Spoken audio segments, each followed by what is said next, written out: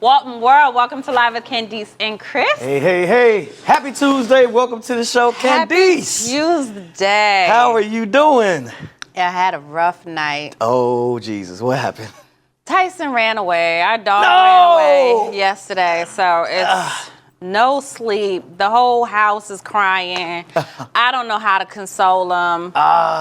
Well, he may come back, though. He might not be. I'm trying to be positive about it, but it is a Frenchie. And they're those worth a retail lot. at like $3,000 and not cheap dogs. But good thing is, if you lived in the hood, I'd be like, he's probably gone. But y'all live in a nice area, so I would imagine they would.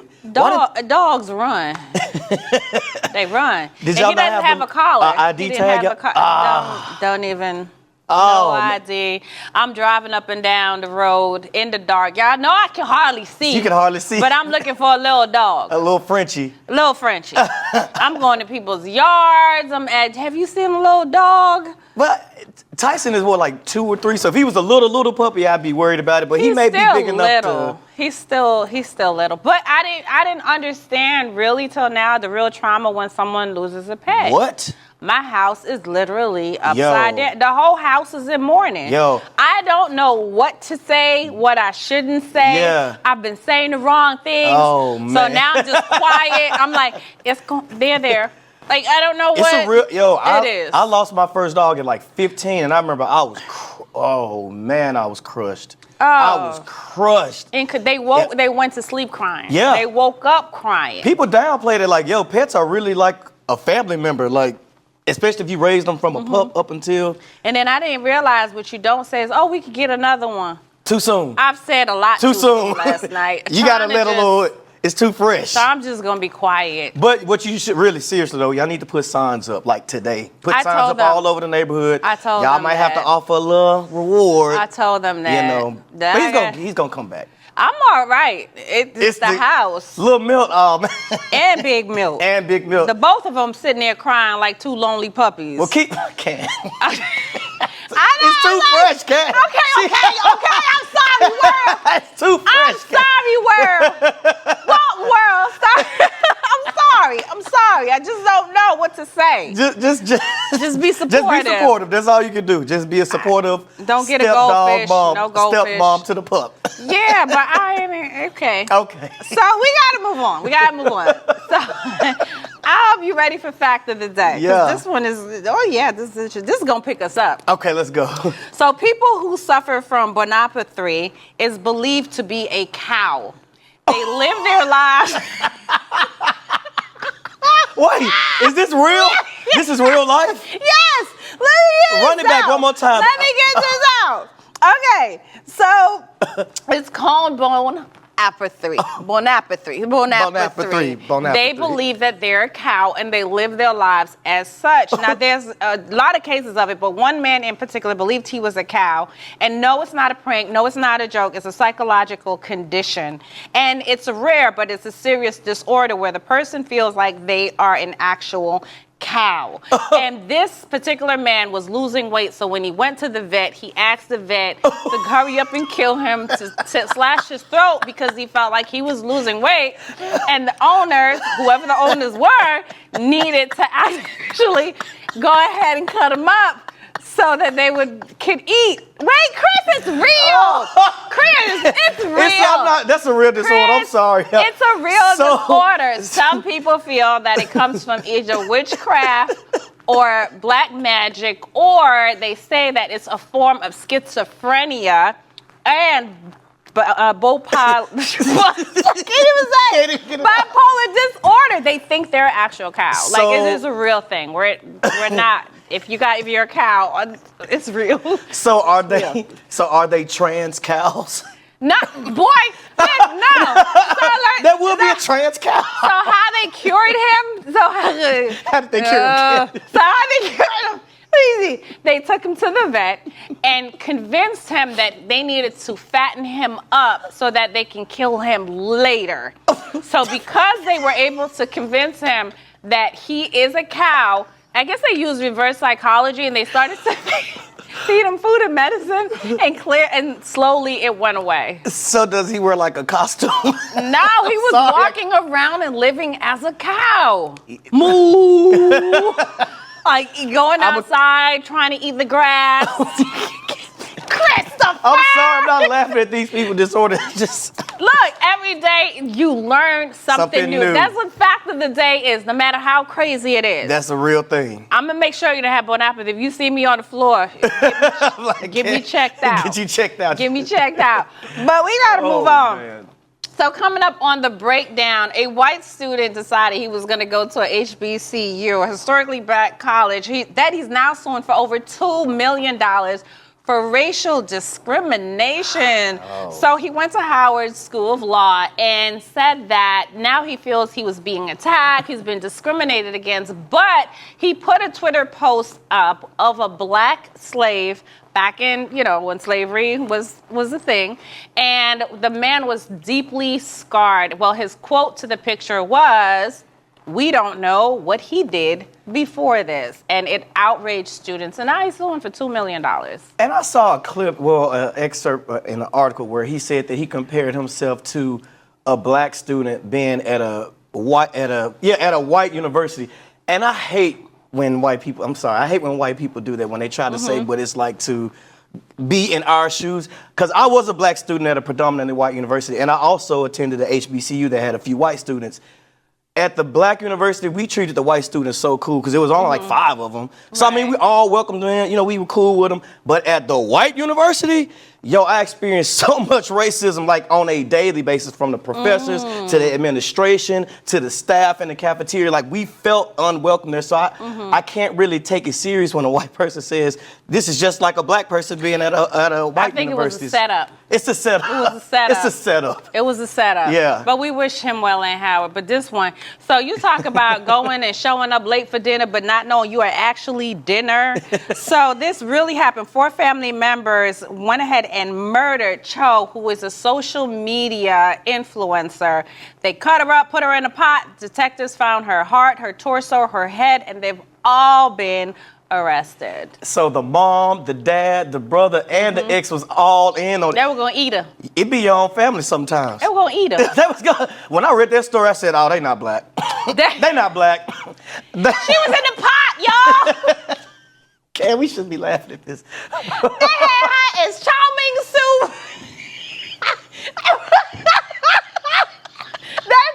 that gives a whole new meaning to Kung Po Chow, y'all.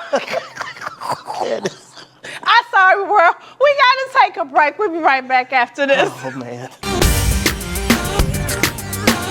Welcome back to the show. You're just in time for What's Trending. So basketball superstar Dwayne Wade and his wife, actress Gabrielle Union Wade, are back in the headlines again after their daughter, Zaya, has been granted legal gender and name change. Now, this was granted by Los Angeles County judge who signed off on the new identity after Dwayne Wade petitioned for it to be changed last August. Now, his ex-wife and the mother of Zaya, Ciavana Francis, has been very public about her disapproval for Zaya's gender change and name change as well. And this has got a lot of people talking in the black community.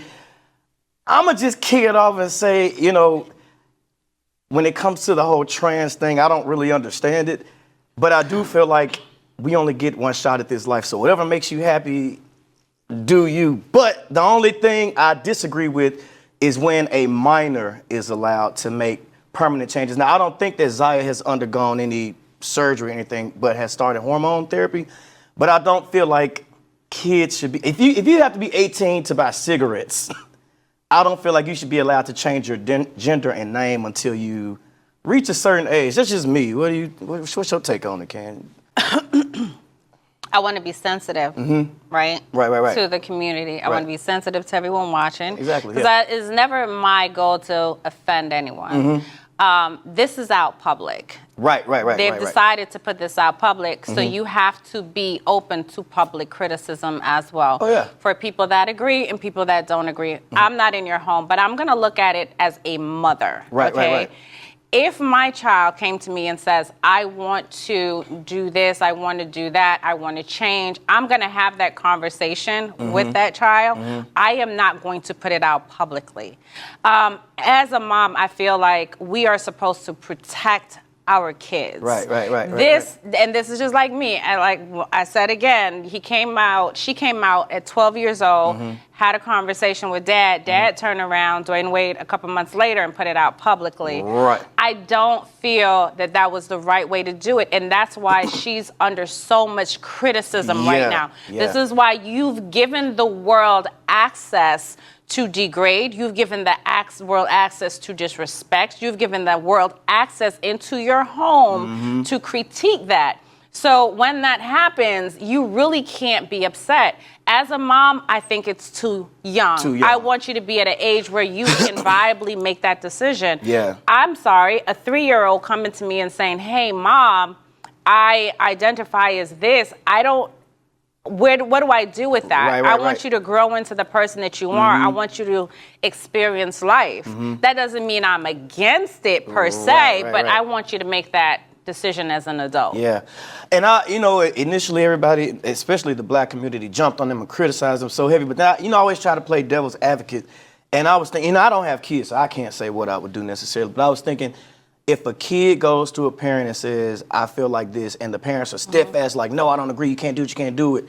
And then the kid commits suicide, which it does happen in everyday life. As parents, at that point, are you proud that you stuck to your guns? Or would you circle back and say, maybe I wish I would have tried to understand it a little bit better? You know what I'm saying? Right. I think every household is different. Yeah. A parent is going to parent how they were parent. That could be by religious influence. That could be by old-time influence.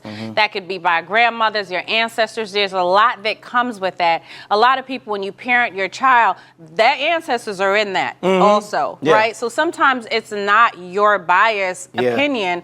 It's what you've been taught. I think it's okay to experience. I think it's okay to speak to your children. I think it's okay also to have boundaries as well. If my 12-year-old came to me and said, this is what, I'm not going to shun you away. You're my child. I'm going to love you. However, I'm going to deal with it as a family privately.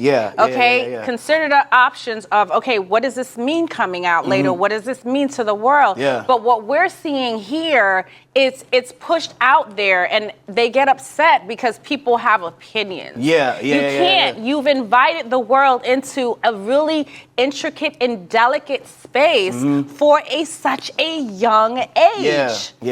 You have to understand it's gonna come with some controversy, whether you like the controversy or not.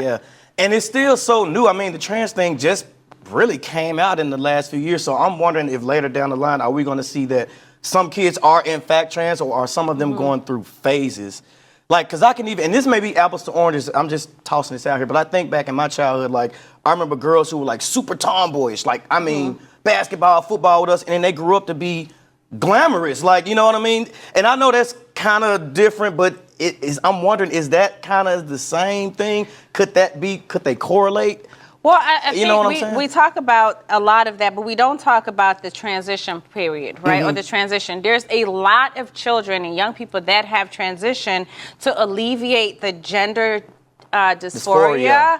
And it hasn't worked. It doesn't work. So what do you say to that child now? How do you undo an adult coming and saying, hey, Mom, I wish you told me different. The apple is different. It's both sides. What do you say? Mom, you let me do this at 13 years old. You're supposed to know better. Then the blame goes on. I think when you're at a legal age, mentally prepared is not until you're 25 when your full brain develops. So, to each his own, but you got to give kids time to be kids, man. You got to give time. But I will say this, and I know we got to go to break. I do commend Dwayne and Gabby for supporting their kid nonetheless. It is great to see black parents sticking together, see a black family being unified. And on that note, you guys, we got to take a short break. We'll be right back. Welcome back to the show, guys. You joined us just in time for Reflect and Connect. Today we're talking about a really interesting topic, and it's all about open relationships. What would you do if your spouse came to you and say, honey, I want an open relationship? We're going to discuss the pros, the cons, and weigh in. Joining us to have that conversation is our mental health contributor, Miss Shirlette McCullough, here to help us unwrap. Yes. Okay, you smiling. Okay, so open relationship right now, it seems to be a thing, right? Well, People Candice, introducing. It's popular right now. It's really popular right now. It's popular, but for me, I don't agree with it. But hey, to each his own. You want to introduce somebody else. Some people think they're a cow, for God's sake. Anything goes right now, right? So how do you have that conversation with your spouse if you want to do that? How do you start that conversation? Because a lot of people think it, but they don't know how to. It's a good question. And it's a hard topic for some couples too, because you may have one person that's okay with being in an open relationship, and then you have somebody else who's not okay with being in an open relationship. But when it comes to open relationships, the things that you have to really think about is this consensual, mutual respect, and this something that the both of us that we want to do. A lot of people go to open relationships, Candice, because they feel like this is a cure for us to spice up the relationship. And I think that's a misconception when it comes to open relationships. Now, some people want to do it because they're curious or like, let's do something different. But what are your strong beliefs around an open relationship? How will you handle jealousy in that? Those are things to think about. How would you handle how much time that the person spends with you and they spend with the other person? You have to think about all of that in an open relationship. I don't necessarily think it's a bad thing. Well, hold on, let me. Not necessarily an open relationship, but like bringing someone else into the bedroom, I don't think it's necessarily a bad thing. Only because, like, for an example, if a guy's dating a girl and he has a way higher sex drive than her, why not let him go? But Kris, that's an experience, Kris. That's not an open relationship.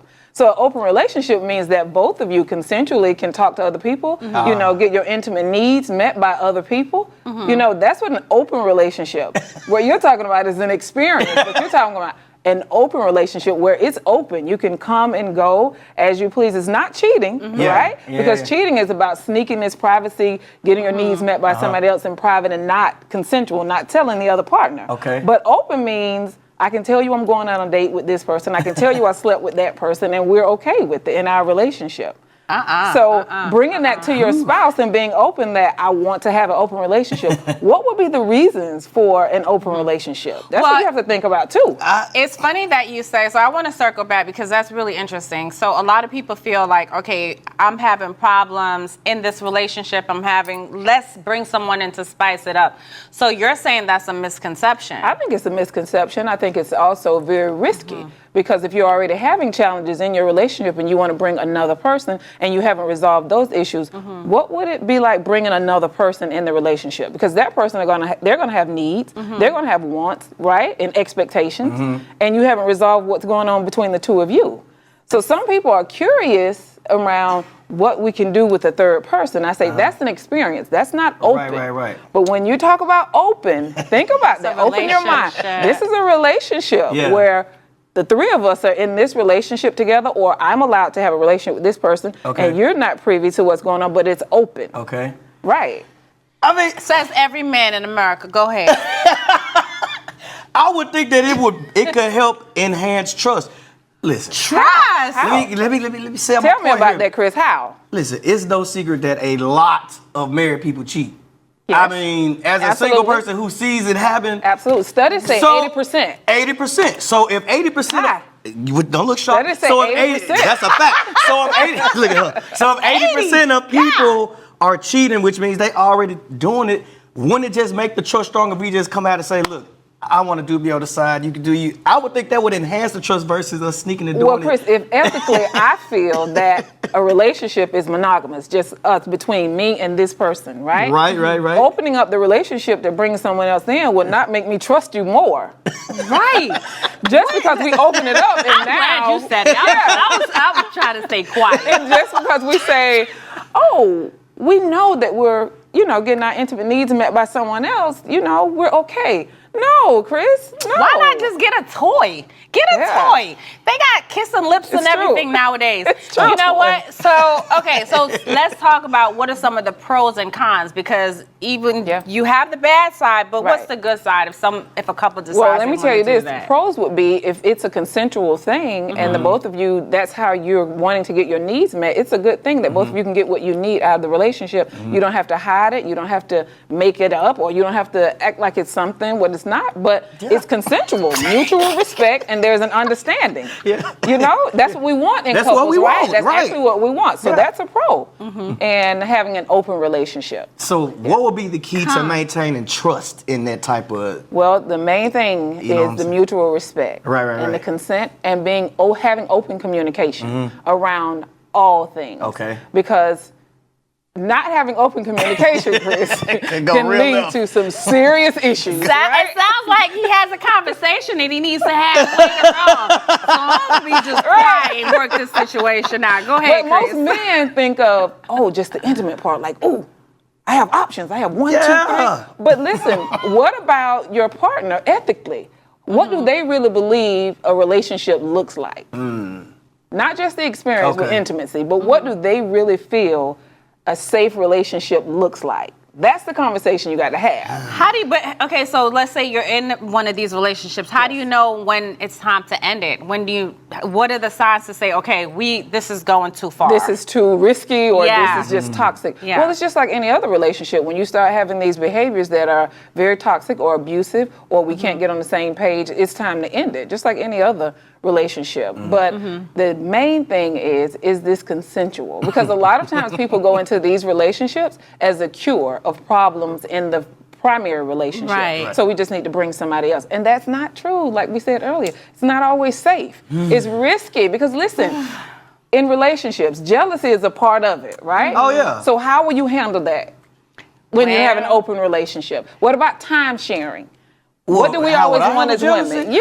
I just go find me something else to... Oh my goodness! Get a toy, y'all. Listen, if you want to relationship continue for this conversation, you can contact Shirley McCullough. She'll walk you through it as a couple. We are the bystanders in this, okay? But just get somebody this else. is great. We got to get out of here, guys. Yes. We thank you for being with us. You can join us here tomorrow. We'll see you guys same time, same place. Be safe, people. Bye, y'all. Y'all can finish your therapy session. He's gone for the holidays, so I didn't have his little help around the house, so he came back last night. I'm sure he was excited to get back home. He was. Yeah. And so was the dog. Oh, Tyson was gone. Tyson has a whole jail cell. So my husband found this new cage. Okay. And it literally looks like a jail cell. I have to take a picture and You bring it need to tomorrow. take a picture. It's so sad.